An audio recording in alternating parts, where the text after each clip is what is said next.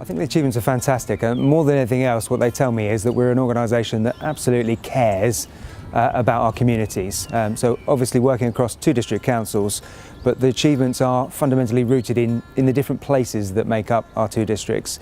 And so they are all about what makes a real difference to people's lives. The council's strategic plan is our joint strategic plan, which was refreshed only last year.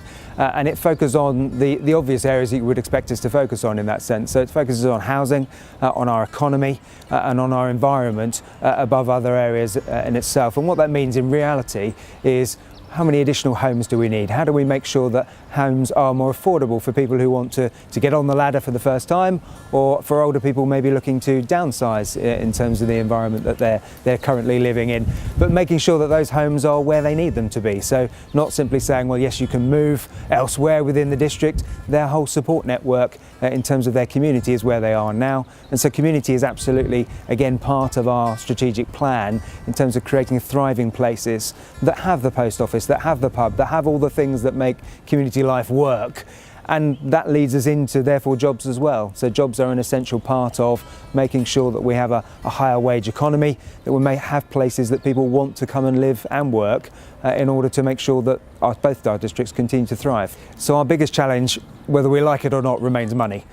We are in a situation as local government, the whole public sector, austerity has been with us for quite a while now, it's not going away, and we need to get used to the reality, which is, for local government in particular, our funding is going to have to be funding that we generate for ourselves and not simply rely upon government grant, which is pretty much how we've received it in the past. So that's a mixture of business rates, and again, it's essential therefore that we have a strong local economy to make sure that those business rates continue to be increased in a way that allows us to reinvest them back into our places. It's council tax, and inevitably our councillors are very keen on making sure that we protect our residents as far as possible from any council tax increases or significant council tax increases.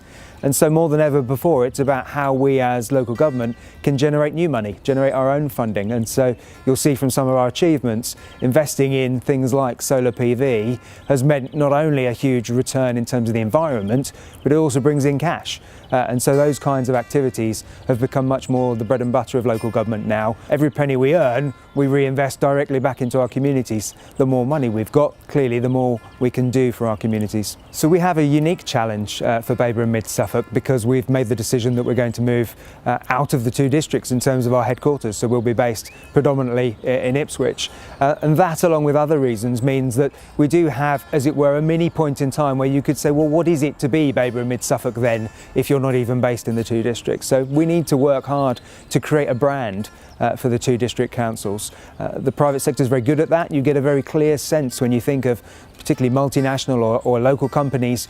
You name a few, such as John Lewis or Virgin or any others, and you immediately get a sense of what it is to perhaps work for them, what it is that they believe in, and what it is that they're trying to achieve. Whereas in local government, we traditionally haven't focused in that area. We haven't thought about those terms, as it were.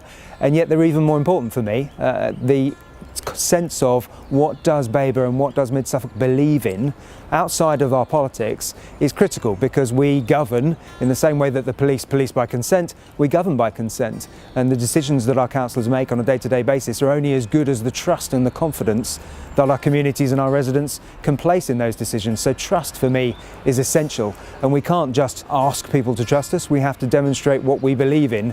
And so brand and values are critically important, and those are certainly things I expect us to be working on over the course of the next 12 months or so, as well as obviously our normal day-to-day job.